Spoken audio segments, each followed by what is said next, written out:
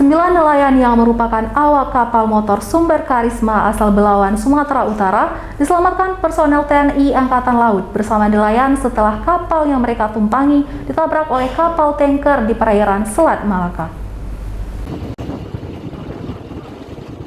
TNI Angkatan Laut Lanal Luxmawe melalui pos TNI AL ID Raya bersama nelayan berhasil menyelamatkan dan mengevakuasi 9 ABK KM Sumber Karisma yang mengalami kecelakaan laut sekitar 16 mil dari daratan Perla, Aceh Timur.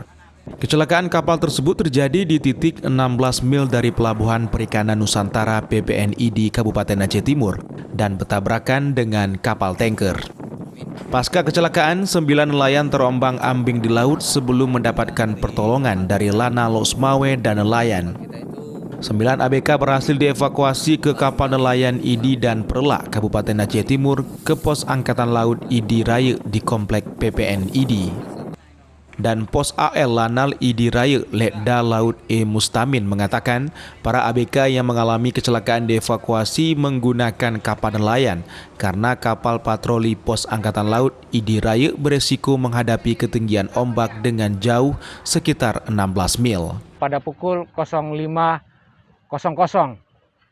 yang saat itu KM Sumber Karisma melaksanakan lego jangkar kurang lebih sekitar 16 nautical mile dari daratan, tertabrak oleh kapal sejenis tanker dengan ciri-ciri berwarna oranye.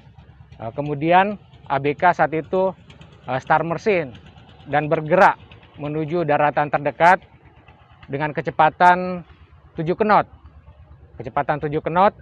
Dan pada akhirnya sekitar 3 nautical mile KM Sumber Karisma tidak bisa bergerak lagi, mesin mati, kapal oleng dan tidak bisa mengapung, terbalik. Menurut Mustamin, saat kejadian cuaca di laut sangat ekstrim dan kapal motor Sumber Karisma ditabrak kapal tanker saat sedang lego jangkar di Selat Malaka. Dari Luxmawe, Armia Jamil iNews melaporkan.